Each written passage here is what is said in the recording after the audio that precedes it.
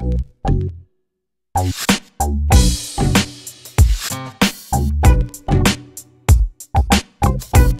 guys, so welcome back to my channel, and today apparently I decided to leave my TV on. Okay, let's lower this. Let's start off there. Actually, we're going to mute it. Okay, so let's get started. Today I'm going to review these Nars brushes because I got quite a bit of questions. Does that sound right? Quite a bit of questions? I don't know. It's nighttime, people. I broke a nail, okay, just now, and it hurt. So that's what's happening. And I decided to do this video. So I've gotten quite a lot of questions about brushes from Nars. So I decided to do a little video for you guys and just go through them really quick. Whatever really quick means, my versions of really quick are not really quick. So moving on. Okay, I got my little notes here because there's no way I'm going to remember all this stuff or really get it in. That doesn't sound right either. Or really get in everything that I want to tell you. So I don't know if this is going to be pronounced properly. I don't know if the girl that sold them to me pronounced it right, but we're gonna just go with it.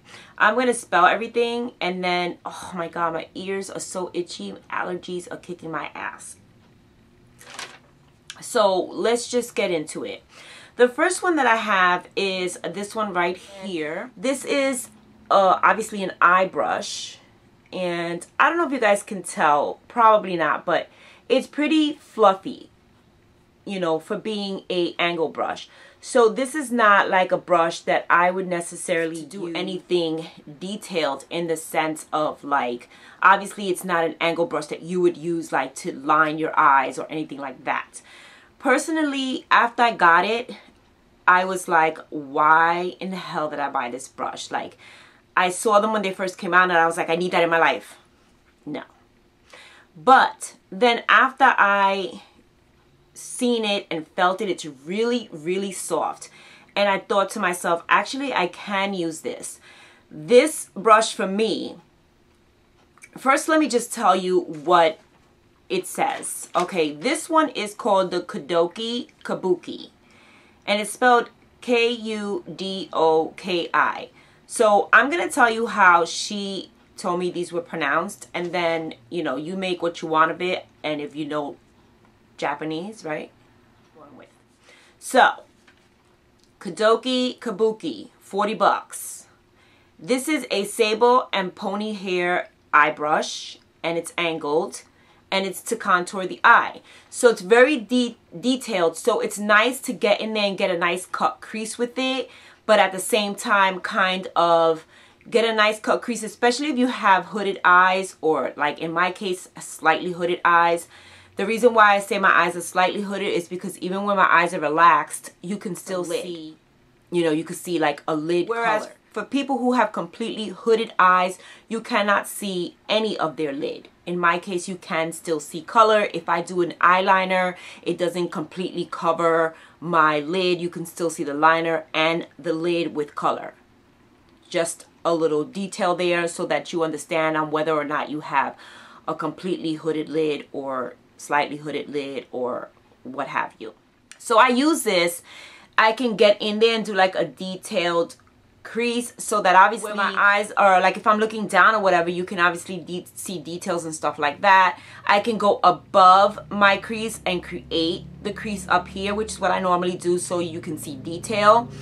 And I create my own crease up here because I do have plenty of space to create my crease above it. So I do work, you know, above here. So I happen to have plenty of space in my eye area where I can do that. So this brush actually was very handy after I decided to play around with it, and I was pleasantly surprised.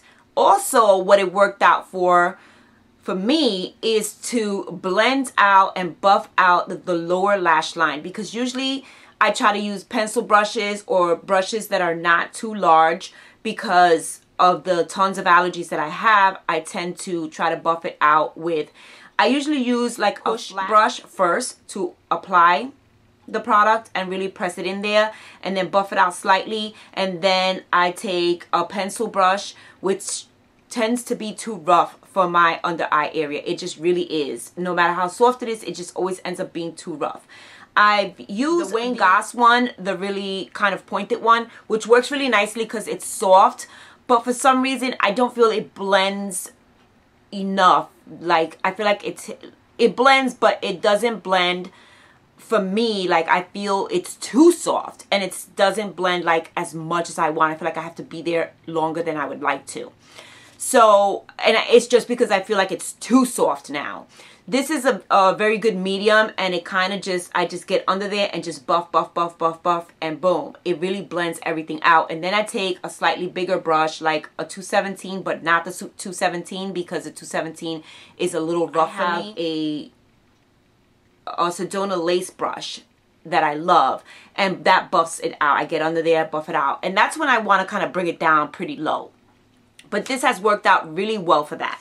So this is a good brush for that. It's sable and pony hair, like I said, so it's not rough on, you know, underneath here. Whereas a 217, which is great for buffing under the lower lash line, but it's goat hair, so it's really rough on me. You know, I've told you guys millions of times about how it gives me like rug burn on my skin, and which kind of blows because I love the 217. So it's like, it's just the perfect brush. It's just perfect. And I just wish that I wasn't sort of, kind of, I want to say allergic to the damn goat hair. I still use it. I just can't get crazy with it. But, so this one, it's a really nice brush. It's nice to do detail, and you can really buff out detailed areas, and under the lash line, amazing. 40 bucks, I mean, it's Nars. I don't know, if you want to treat yourself, that's pretty much what that's about. So, you know, do your thing if you want to do it. I don't know if you want to spend 40 bucks on it. I'm not saying it's not worth it. It's a nice detailed brush. It's definitely good quality, but it's something that I feel like you know, it's a treat. You don't need it in your life. You know what I'm saying? If you got other brushes that do what I just said, then you're good to go. You don't need it. Okay, next. The next one is, this is my favorite out of the three. And this is the, how does she pronounce this? The Mizubake Kabuki. M-I-Z-U-B-A, seriously? B-A-K-E. Maybe that's right, maybe that's wrong. That's how she said it. So this one is 55, and this is what it looks like. It's a short handle, has a little thingy here, and this is what it looks like. So this is described as a contour and sculpt brush, and this is goat hair. So it's super, super soft. It's nothing like the goat hair on the 217, which I use, you know, like I just said, on the eyes. No bueno for me.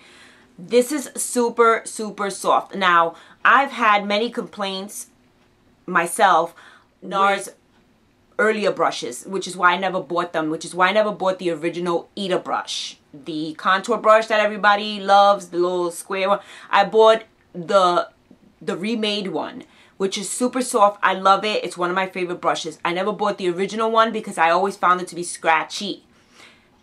Obviously, I ended up paying the more money later on, but it's all good because I'd rather pay the extra money and have a soft, nice brush than the original one. To me, was scratchy as hell, which is why I never bought that brush. I'm sure it did the job, but I can't roll with that. I always felt it, and I always liked the way it looked. I just felt like it was like on my face. I can't roll like that.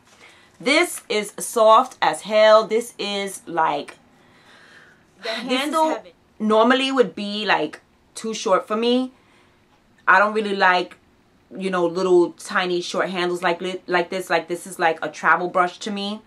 But I'm not hating it. I'm not hating it because I really love the brush itself. Under your cheekbone with just the corner here. Let's move this. And really get under here. And yeah, you could really, I use it for I've used it to contour and stuff like that. But I haven't like chiseled out my business. You know what I'm saying?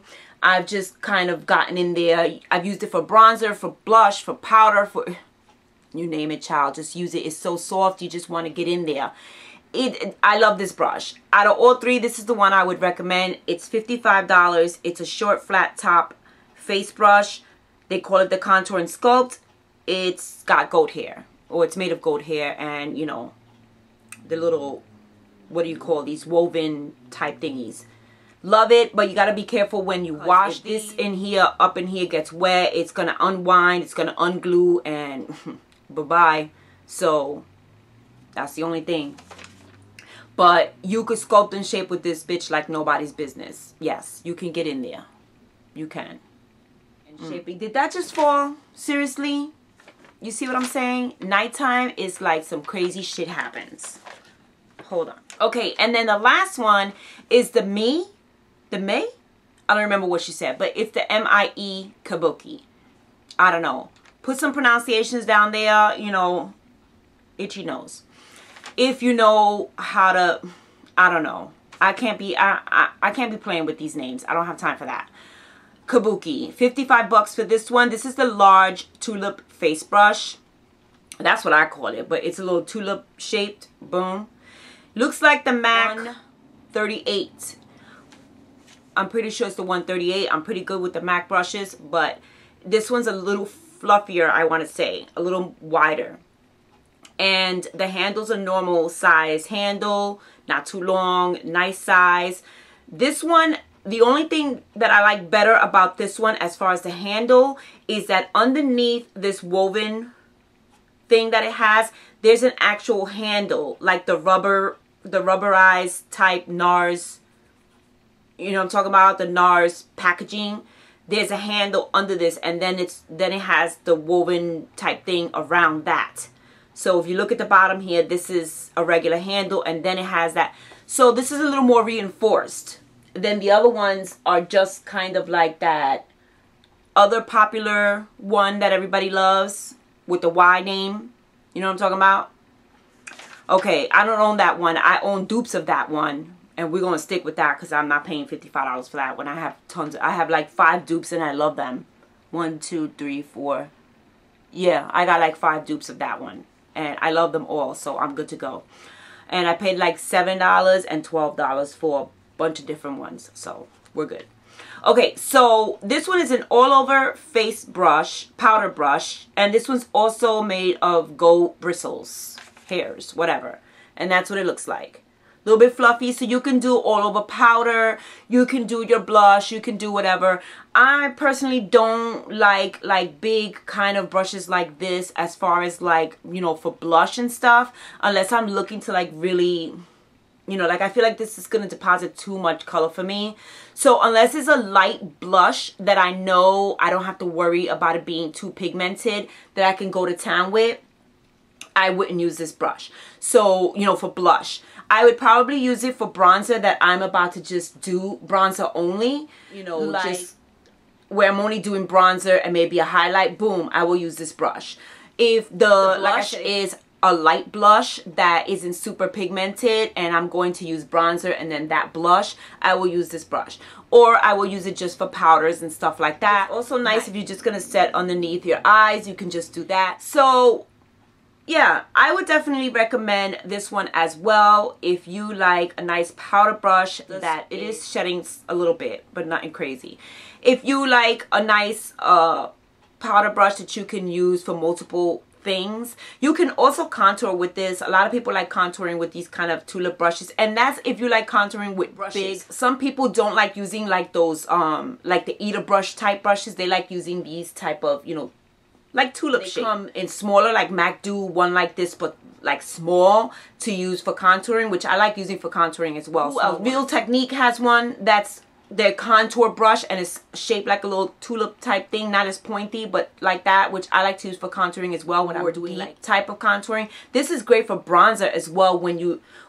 For people who use their bronzer for contouring, This is great for that as well. Nice for your E3s, you know what I mean? So it's a nice multi-purpose brush. If you're gonna pay the 55 bucks, this is a great brush to use because you're going to use it for multiple things.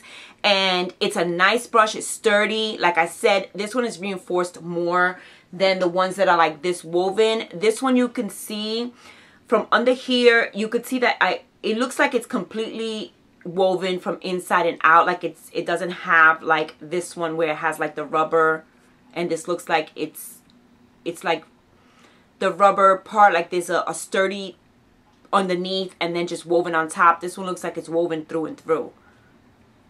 Yeah, like the other ones. So, you know, that's something to think about. Yeah, so the only one that I think would be kind of like a little splurge if you don't need, you know, a cool kind of eye brush, or you don't want to, you know, spend the money, 40 bucks, is this one. If you have your pro discount, you get 30% off, then hey, go for it. It's a nice brush, but you don't need it in your life. So that's it on these brushes. Hopefully this was helpful. Yeah, that's about all I have to say about it. So if you have any questions, put them down below, and I will put links to these brushes down below in the about section so you guys can go and find them wherever they're available. Any questions, again, put it down below. All my social media is down below as usual, with my website, the blog sale still going, will be linked down below. Comment, like, subscribe, share, all that good stuff. Thanks for watching. Thanks for commenting as usual. I will talk to you guys in the next video, and I think that is it. Love you guys. See you soon. Peace.